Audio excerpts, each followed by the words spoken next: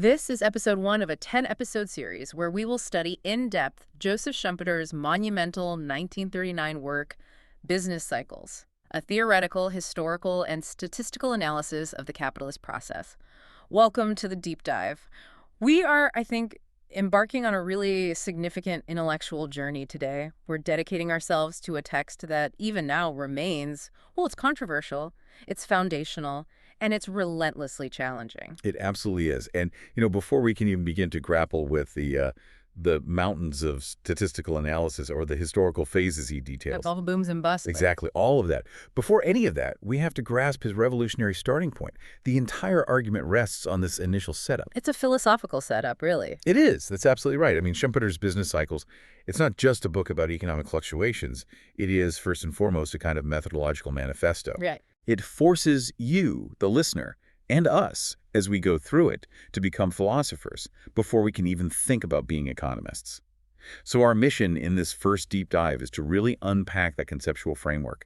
We have to stand on the philosophical starting line that Schumpeter demands we stand upon. And that starting line is built around a central question he poses, which is it's so direct and powerful. Does the economic process, by its own inherent functioning, tend to produce booms or crises? Yes, that's the whole game right there. Is instability an unavoidable feature of capitalism, or is it just some kind of external aberration, a mistake? And if the answer is yes, if that instability is baked into the system, then our next job has to be locating the source of that internal energy. Schumpeter's fundamentally challenging the static, equilibrium-based theories that were so prevalent in his time. The idea that the economy is always trying to find a resting point. Precisely.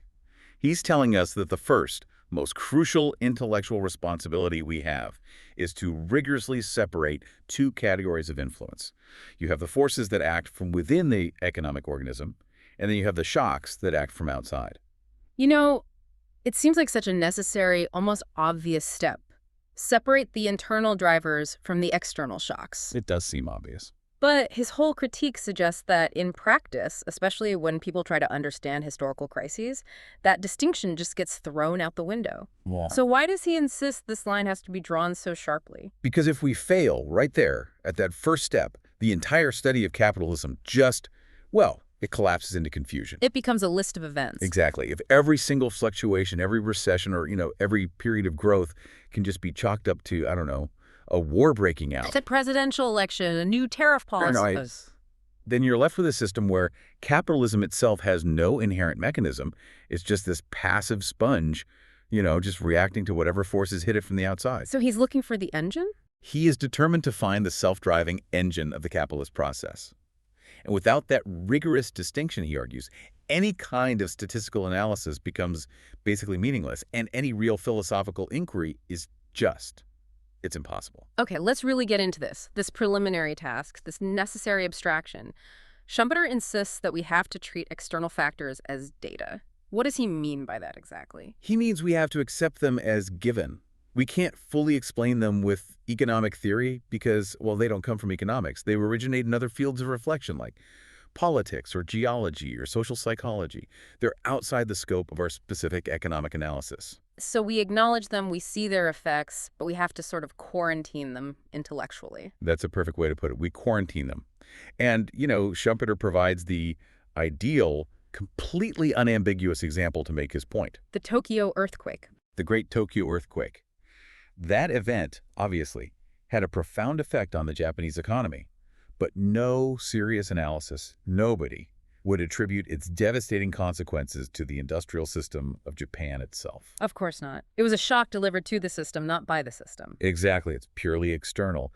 But as you can imagine, that clarity just dissolves really fast when we move into the realm of human institutions and policy. Right, because things like wars, social unrest, revolutions, they blur the line. I mean, they act on the economic system, but they are so often conditioned by, or maybe even caused by, economic interests in the first place. And this is where the methodological tension is at its absolute highest. Schumpeter acknowledges this. He says the line is difficult, but he insists on the definition. We have to distinguish between phenomena that just act on the system from the outside versus those that are inherent to its day-to-day commercial operation. And that's why he classifies things like government policy tariffs, taxation, even social improvement measures as external factors. Yes, all of it. Institutional change, changes in government policy. Hmm. They are external. Okay, let me challenge that for a second, because this really seems to fly in the face of how modern macroeconomics often works. Go for it. If we're studying, say, the United States economy today, how can we possibly classify the sustained practices of the Federal Reserve, which is arguably the single most dominant monetary force? How can we call that an outside shock? Isn't the Fed's activity totally integrated into commercial life? And that is exactly the intellectual hurdle that Schumpeter is intentionally creating for us. He sees what you're seeing, but he justifies his position by saying that the Fed, like any government body, is exercising political will. It's making policy choices. So it's not a market outcome. It's not a market outcome. Its actions, even if they're frequent and everyone anticipates them, are not generated by the internal commercial profit-seeking decisions of producers and consumers acting in the marketplace. I see. So the Fed's actions are changes in the rules of the game, not the game itself. Precisely. And if we allow our analysis of commercial fluctuations to be completely dominated by the shifting sands of political intervention, we lose sight of the spontaneous inherent forces he's looking for. He's trying to find a mechanism that would exist even under a stable but still capitalist government. That reframing really helps make the distinction clearer. It's about prioritizing a kind of theoretical purity over just empirical convenience. It is. And he uses a really powerful historical example to show how these external political causes can just utterly distort and mask the internal economic mechanics. He talks about the German short balance crisis of 1931-1932. Yes, this example is so crucial for understanding his method. So Germany in the early 1930s was suffering from this enormous, very dangerous level of short-term foreign debt. And a lot of people at the time, and even since, have attributed this failure to a flaw in, say, the German commercial banking structure, or just a purely cyclical collapse. But Schumpeter looked elsewhere. He said the darkest hues of the crisis came from somewhere else. Exactly. He meticulously analyzed the fiscal policy of the period just before the crisis.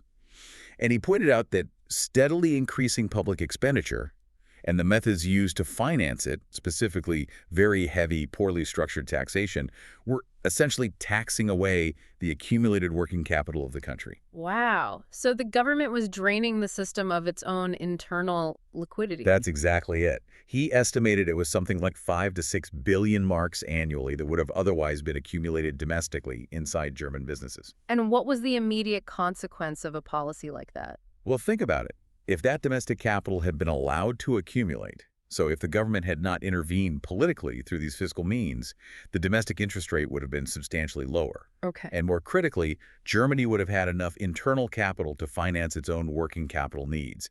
That would have dramatically reduced its reliance on that dangerous foreign short-term debt.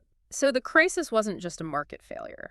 Schumpeter concludes that the catastrophic depth of the crisis was, in large part, an amplification or a distortion caused by external political interference. It wasn't a purely intrinsic commercial failure. The politics made it infinitely worse. So the internal market mechanism might have caused a mild dip, a normal cyclical downturn. Perhaps. But the political policy turned it into a systemic crisis because it removed the very thing that could have acted as a stabilizer domestic savings. You've got it. That justifies the abstraction. Mm-hmm. You can't understand the true severity of the commercial dip unless you mentally subtract the political damage first. The system was being choked by political choice. Schumpeter is essentially giving us a methodological imperative here. Stop blaming capitalism for the damage done by politicians and policymakers. That's the core of it. Isolate the variables before you diagnose the patient. This brings us to another really difficult boundary she draws: discovery and invention. You know, if a major scientific breakthrough happens, that feels like the ultimate external shock that drives change. Yet Schumpeter argues that invention as such is not an economic factor. He draws an extremely fine but absolutely crucial line here.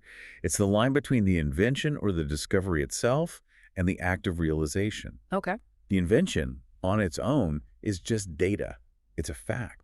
He gives the wonderful example of the Montgolfier balloon. It's a remarkable invention, right? A huge scientific breakthrough. For its time, absolutely. But for centuries, it had virtually zero influence on the industrial and commercial system. It was economically irrelevant. Why? Because no one had figured out how to integrate it into production or commerce in a profitable way. And he applies the same principle to geographical discovery, like Columbus's venture. A monumental discovery, no question. But it only became an economic factor when the new possibilities, The new trade routes, the resources, the new markets, when those became a commercial and industrial reality. So the act of turning the possibility into a reality is the economic part. At that point, Schumpeter argues, it's the acts of realization that matter. The voyages, the establishing of trading companies, the movement of capital and goods, the creation of entirely new organizational structures, those are all part of economic conduct itself. Those acts are internal to the system. So we have a clear hierarchy then. Pure science or geography is external data, but the economic act of implementing that data is internal. Yes, and the entrepreneur is the bridge. The entrepreneur is the one who takes that external knowledge and forces the economy to incorporate it. So the invention is essentially powerless until the entrepreneur provides the will and, crucially, the financial means to make it an economic reality. That's right. Therefore, the driving force isn't the inventor's external genius. It's the entrepreneur's internal economic conduct, the will to act on the idea. And what would happen if we failed to perform this abstraction, if we didn't filter out all these externalities? Schumpeter warns that without this distinction, you could just write an entire history of economic fluctuations as a chronological list of external shocks. The market was doing well until the war broke out. Then it recovered until the new tariff was passed. Then a major earthquake struck. It's a history with no internal logic. Exactly. That framework completely omits the inherent, spontaneous, self-propelling mechanism of capitalism that he's searching for. And this leads to his very powerful conclusion about what we're actually observing in the real world. He says we aren't observing pure capitalism. Not even close.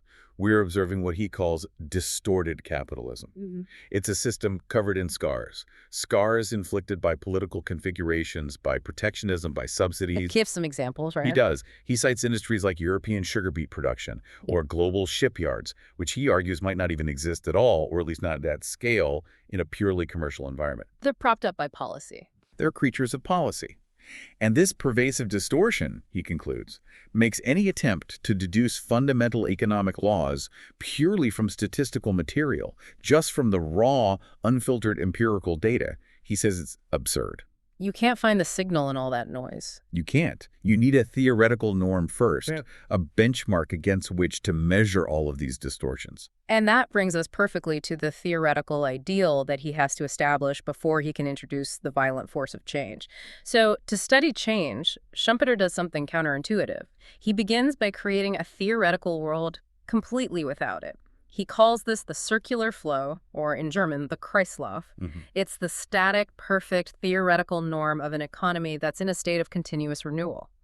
Let's try to establish the rules of this fictional economy. It's a brilliant thought experiment. The circular flow is the economic system conditioned entirely by given circumstances. Yeah. Just imagine an economy that has run the exact same way for generations. Everything is known. Everything is known. Everyone knows their role. Production exactly matches established needs. All activity is habitual, routine, and based on familiar data. It is the steady state where the system is perfectly synchronized and just adapts to very minor continuous changes. So in this kind of economy, who is actually directing activity? Who's in charge? Well, that's the interesting part. There is no personal leadership in the modern entrepreneurial sense. The people who direct the business verbs, they're just executing prescribed routines. Their decisions are determined by consumer demand and established methods of production. So the consumer is king. The consumer is the real leader, yes. Oh. Their consistent wants dictate the entire supply chain. The producer's conduct is just as passive as the workers. Everyone is just drawing predictable conclusions from known, unchanging circumstances. It's like a machine running perfectly on rails. Okay, so what are the fundamental factors of production in this equilibrium? What's everything made of at its base? In the circular flow, only two factors are considered original: labor and land. That's it. Production is simply the act of combining these two things. What about tools and machinery? Buildings. Produce means of production. Schumpeter treats those as merely transitory items. They are created and then immediately, in a sense, consumed within the production cycle. They aren't seen as independent sources of value. They're just intermediate goods in a continuous process. And this is critical. What governs value and cost in this world? The law of cost.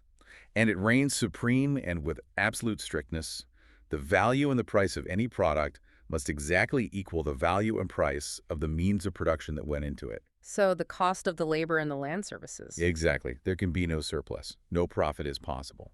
And this is supported by what's called the imputation theory. The idea is that the value of the final consumption goods radiates back, or is imputed to, the original factors that created them. The value flows backwards from the final product to the raw inputs. Yes, and the whole system is constantly striving for perfect marginal utility and equal marginal productivity across all sectors. Everything is in perfect balance. This is a critical point that this static theory establishes. If the system is perfectly competitive and it's in equilibrium, then profit, as we usually define it, has to be zero. It must be zero. Net profit cannot exist in the circular flow.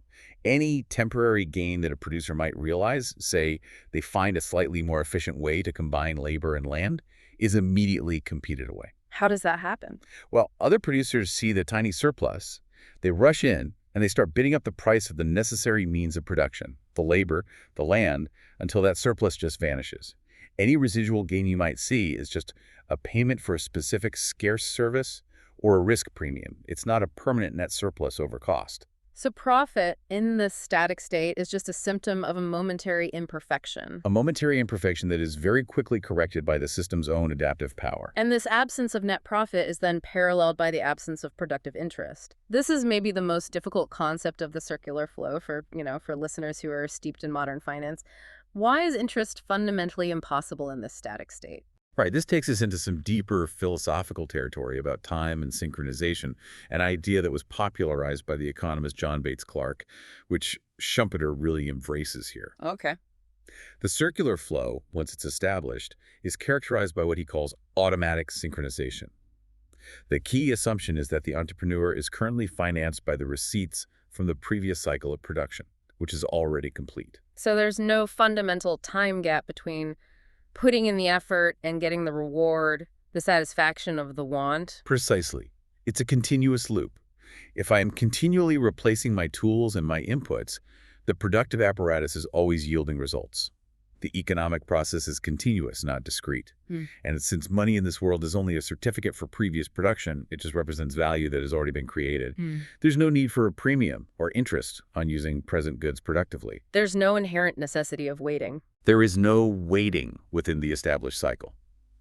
Interest only arises when something disrupts this perfect synchronization. So in the static model, money is merely a veil. It just serves to facilitate exchange, not to command resources over time. So to sum up the static framework, it's highly adept at handling continuous, small, marginal changes. If consumer tastes shift slightly, the system adjusts smoothly. Yes, like a large, slow-moving department store that grows marginally year over year. It can handle any change that can be broken down into these tiny, infinitesimal steps of continuous adjustment. But that is its limit. That is its absolute limit. The static theory is a brilliant tool for analyzing the economy's inherent tendency toward equilibrium. It's fantastic for analyzing small adaptations. But it completely fails when it's faced with discontinuous change, a sudden leap. It cannot explain or predict the forces that violently disturb that equilibrium. It can investigate the new equilibrium after a massive change has happened and been fully absorbed. Like after the transcontinental railways built and running. Exactly. It can analyze the new state of affairs, but it cannot explain the disruptive process of building the railway itself, or the temporary financial instability and chaos that goes along with it. To find those driving forces, we have to leave this static ideal behind and introduce evolution. And this shift required Schumpeter to basically abandon the traditional economic narrative of smooth, continuous progress. He'd already laid the groundwork for this conceptual revolution in his earlier book, The Theory of Economic Development. Yes, which came out in German in 1911 and the English translation in 1934. And there he establishes that the defining characteristic of the capitalist process is economic evolution, the spontaneous and discontinuous change. This is such a critical philosophical distinction. We have to recognize that capitalism is, at its core, a historical and irreversible process. If change is just quantitative, if we're just producing more of the same stuff, that's just growth. The circular flow can handle growth. But economic development is something else entirely. Development is when the economic life itself changes its own data. It's not just adapting to new circumstances, it's actively creating them. Yes. The perfect analogy is to think of it not as a tree growing smoothly, continuously, predictably. Think of it as a revolution in productive methods, one that occurs by fits and starts. And this brings us to his core term, innovation. It has to be something that the static theory is fundamentally incapable of decomposing. Have to be. And he provides a very rigorous technical definition for this conceptual leap. He says innovation is a change in production functions, which cannot be decomposed into infinitesimal steps. It's the non-infinitesimal step. The jump. It's the jump. That's the key. It's not just a marginal improvement. Innovation involves producing entirely new goods that consumers didn't even know they wanted. It's introducing new methods of production. Think about mass production replacing artisanal methods. Or opening entirely new markets. Opening new markets, finding new sources of supply, and crucially, creating fundamentally new organizational structures for industry, like the modern industrial corporation replacing small partnerships. So if a shoe factory simply doubles its size to meet demand, that's just growth. That's growth. The circular flow model can explain that. But if that factory suddenly introduces a system of customizable 3D printed footwear that completely alters the supply chain and consumer expectations. That is innovation. Exactly. Yeah. The shift is qualitative, not just quantitative. And Schumpeter explicitly states that the producer, the entrepreneur, is the one who initiates this change. This completely reverses the traditional emphasis where economists often assume producers just react to spontaneous, externally generated changes in consumer tastes. No, Schumpeter says the entrepreneur often teaches the consumer to want new things, They create the demand. which shifts the entire focus of the theory onto this one actor, the entrepreneur. What is the essence of this entrepreneurial function? It's not invention, as we've already established. No, it's not invention. The core task is doing the thing. It's carrying out new combinations of existing resources. It is emphatically not about accumulating new resources. The entrepreneur employs existing supplies of productive means, labor, land, existing capital, but in a radically different way. It's a special function. It's a special, rare function that requires a specific kind of leadership. And Schumpeter even dives into the psychological makeup of this figure. He says the motivation is distinctly non-hedonistic, which is just fascinating for an economic theory. Right, it's not just about maximizing your own satisfaction or consumption. Not at all. In the stable circular flow, everyone acts rationally because they are certain of their ground. The data is known. But the entrepreneur has to swim against the stream of routine and tradition. That requires a profound psychological force. And he identifies a few key motives. He identifies three. First, the dream of founding a private kingdom. The joy of success for its own sake, not just for the financial rewards it brings. Second, the will to conquer. The drive to prove oneself superior by overcoming obstacles. And third, just the sheer joy of creating, of getting things done, of exercising one's ingenuity. So the economic motive here is rooted in ambition, ego, and the creative instinct. That is a far cry from the rational, calculating automaton of the static theory. A world away. The entrepreneur is a disruptive, revolutionary force of will, someone who is willing to confront the profound uncertainty that innovation always brings. They are the human embodiment of discontinuous change. Yes, but to carry out these new combinations, they face a massive practical necessity. How do they get command over the resources that are currently locked up, being used efficiently in the circular flow? Right. If we accept the rules of the circular flow, production is funded by current receipts. If I'm an entrepreneur trying to make a massive, discontinuous leap like building a railroad where only fields existed, my current receipts are totally insufficient. They might even be zero relative to the scale of what I want to do. This is what Schumpeter calls the crucial need for credit. The new combination needs resources right now, and those resources must be pulled out of that synchronized flow. The entrepreneur faces what he calls a fundamental gap between the outlay required today and the receipts that will only arrive years later, if they arrive at all. And if the entrepreneur tried to fund this by, say, just selling their existing assets, they would only be transferring existing purchasing power from one use to another. That doesn't create new resources for the system as a whole. It just shifts where the circular flow occurs. Exactly. And this is why Schumpeter identifies credit as the differentia specifica, the defining feature of the capitalist method of development. And his definition of credit is very specific. Very specific. He defines credit not as the simple transfer of existing purchasing power, but as the creation of purchasing power for the purpose of transferring it to the entrepreneur. This is the creation of new money. It's money that is not a certificate for previous production, which is the only kind of money that circulates in the perfect circular flow. This is the financial mechanism of revolution. This creation of new means of payment is the characteristic method of capitalist society for forcing the economic system into entirely new channels. Since the entrepreneur, unlike a feudal lord or a socialist ministry, has no direct command over productive factors. They can't just order people to work on their project. They can't. So the credit acts as an order or a temporary mandate on the entire economic system to divert resources to the entrepreneur's disruptive purpose. Okay, let's slow down here and really look at the actual mechanism of resource reallocation, because this is where the cycle really begins. How does this new non-backed purchasing power actually pry resources away from their established profitable uses within the Kreislauf? So when this newly created purchasing power enters the system, it appears as a sudden increase in demand for productive services, for labor, for raw materials, for land. But the supply of those things is fixed, at least in the short term. It is. So this immediate surge in demand causes a competitive rise in prices for those productive services. Wages go up, material costs go up. So this new purchasing power is inherently inflationary, at least in the short term. Schumpeter argues that this temporary inflation is the very mechanism of resource reallocation. The entrepreneur, who is now armed with this new credit, can afford to pay the higher prices. That's how they bid the resources, the skilled laborers, the specific plots of land, the specialized materials, away from their previous, less advantageous uses in the circular flow economy. This is what he calls the withdrawal of goods. So the system doesn't magically generate new labor, it just reassigns existing labor through a competitive bidding process that's fueled by new credit. That's the mechanism. And who pays the real cost of this? The existing participants in the circular flow.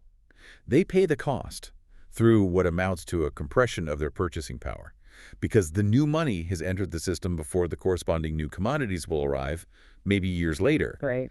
The general price level for existing goods rises. So Schumpeter is describing a period of non-synchronous appearance of purchasing power in commodities. The room for the new demand is literally squeezed out at the cost of previously existing fixed purchasing power. That sounds almost like a kind of forced savings. The consumer, whose existing wages or fixed income now buys less, is effectively underwriting this disruptive change by consuming less, which frees up resources for the entrepreneur. That is precisely the consequence of this temporary monetary injection. The process is revolutionary. And if the innovation succeeds, the entrepreneur is left with entrepreneurial profit. Which is a temporary surplus. A temporary surplus above cost Right. that arises precisely because the new combination is, for a time, unique and more efficient before the competition inevitably catches up. And this profit, which is the engine driving the entrepreneur, is also the attractant for everyone else. Exactly. The success of that first pioneer removes the greatest obstacles, the fear, the uncertainty, the lack of a proven path. This attracts imitators. He calls them the epigoni. And this resulting clustering or swarming of innovations is the exclusive internal reason why economic development proceeds jerkily rather than smoothly. It's this discontinuous grouping of entrepreneurial activity that creates the business cycle. So what Schumpeter is asserting here is that the economic cycle isn't a deviation from the norm. It's not an accident. It is the form that economic development takes in a capitalist society. That's the conceptual leap. It's the spontaneous clustering of entrepreneurs, all financed by new credit, that drives the entire system away from equilibrium. That's his core mechanism. The statistics show us fluctuations, but Schumpeter provides the internal engine. The swarming of new businesses, often created ad hoc just to capitalize on a new opportunity, is the only possible internal force powerful enough to structurally displace the entire economy and then necessitate a massive system-wide readjustment. Let's use the classic historical example he talks about, the great railroad booms, to illustrate the temporal mechanics of this cyclical force. It's the perfect example. Consider the beginning of the railroad age, say in the US or Great Britain in the mid-19th century. Innovation on that scale is expensive and it takes a lot of time. Right, there's a long gestation period. A very long one. And during those years of gestation, the surveying, the land acquisition, the laying of track, building all the rolling stock expenditure increases massively. This expenditure is fueled by the creation of new credit. Yet during this phase, very little increase in the stream of final consumable commodities occurs. So money is being spent, but nothing new is coming to market yet. Not yet. The system is inflated, investment is high, employment is up, prices are rising. This is the period we identify as business prosperity, the boom phase. The boom is fundamentally built on the hope and expenditure associated with future production. It's all future-oriented. But eventually that gestation period ends. Yeah. The products or services of these new business structures, the completed rail network, the new methods, the new organizations, they finally hit their market and they begin to exert their effect. And that effect is displacement and liquidation. It is the moment of truth. The new, more efficient combination renders the old methods obsolete. Mail coach services, local turnpikes, regional suppliers that serve the old routes, all of them must liquidate, readjust, or simply fail. This displacement necessitates a period of absorption across the entire economic system. And that's the depression. That structural reorganization where resources shift out of the old obsolete combinations and into the new equilibrium is what we call the depression phase. And he argues it's a necessary, albeit painful, adjustment to the higher level of efficiency brought by the innovation. What's really remarkable here is that this depression phase isn't necessarily caused by a policy error or a financial panic, though those things can certainly amplify it. It's caused by the successful completion and operationalization of the innovation itself. The depression is the market efficiently clearing out the obsolete and reorganizing society for the future. And Schumpeter insists that to analyze this accurately, we have to move beyond just formal aggregate statistics. We have to incorporate deep historical knowledge and associate these cycles with the specific industries that were leading the technological transformation. And this leads to his famous postulation of the three distinct interwoven cycles that he believes define capitalist history. First, the massive structural wave, the Kondratiev cycle. The Kondratiev. It spans between, say, 54 and 60 years. It's the ultimate expression of a large-scale technological revolution. Schumpeter synthesized a lot of existing research and identified three distinct waves up to the time he was writing in 1939. The first wave, roughly 1783 to 1842, is what historians almost unconsciously named the Industrial Revolution. What defined the disruption of that first big wave? This was the age of early factory mechanization. It was powered by water and primitive steam engines. It was about textile innovation and new methods of iron making. The clustering of innovations in these sectors just fundamentally changed the nature of work, the scale of capital required, and the geography of production itself. And the subsequent depression phase was the painful adjustment. It was the wrenching liquidation of the old cottage industries and small-scale manufacturing. Then the second wave, 1842 to 1897, he calls this the age of steam and steel. This was dominated by the true swarming of railroadization on a global scale, the shift to steel manufacturing, transatlantic communication.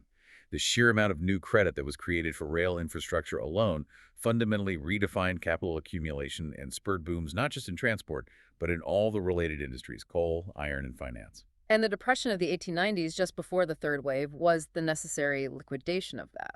Yes, the liquidation of overextended or now obsolete rail networks and their supporting industries. And the third wave, which was rising around 1897, leading up to when he wrote the book. This was the new era driven by electricity, chemistry, and the introduction of the motor car. These innovations created entirely new sectors that required vast new scales of credit and produced massive displacement. Just think of the disruption of horse-based transport or regional electric power grids replacing local power generators. The key point being that the trends we see in the data aren't separate from the cycles. Exactly. Schumpeter insists that the long-term trends we observe in time series are not due to some separate, smooth force of growth. They simply embody the results of the cyclical fluctuations caused by these waves of innovation. The fluctuation is the trend. And nested within these giant Kondratiev waves are the shorter, more frequent fluctuations, starting with the juggler cycles. Right, the juggler cycles are shorter, lasting about 9 to 10 years.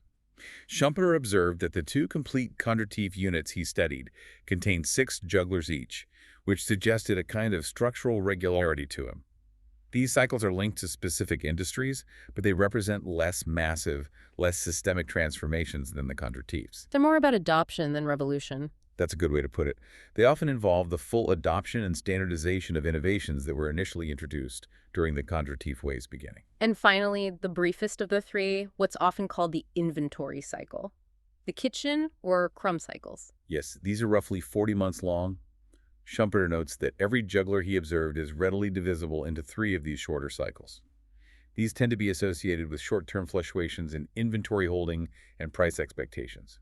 They represent the rapid adaptation, or maybe miscalculation, of the system's routine managers as they react to the broader, innovation-driven juggler forces. So instead of just looking for external random shocks to explain the economy, Schumpeter provides this complex, internally consistent, and historically verifiable model where these three waves, the kitchen, the juggler, and the Kondratief, are all different manifestations of the exact same phenomenon. The same core phenomenon. The uneven, clustered application of entrepreneurial innovation financed by credit, which is what drives the capitalist process forward. And if we stop our analysis just at the level of investment and credit, Yes, if we do that and we assume that investment has some mechanism of its own, say that investment just automatically generates prosperity, we fall into a trap. We would assume that we could produce prosperity simply by extending credit. a dangerous assumption. A very dangerous one. A satisfactory analysis, Schumpeter contends, must always start with what induces that credit expansion in the first place. The radical, non-infinitesimal step of innovation. The cycle, then, is a structural necessity, not some correctable flaw. And that is truly a methodological revolution. So we've established the starting conditions and the theoretical weaponry that Schumpeter's going to use throughout this text. We now understand that, for him, the economic process isn't merely reactive to external shocks. No, it's internally driven. It's internally driven by the spontaneous, discontinuous force of innovation, which is financed by the creation of new credit and expressed through these cyclical waves of entrepreneurial clustering. The true study of capitalism, for Schumpeter, is the study of the mechanism of change itself, which is fundamentally violent, revolutionary, and disruptive, not smooth and adaptive.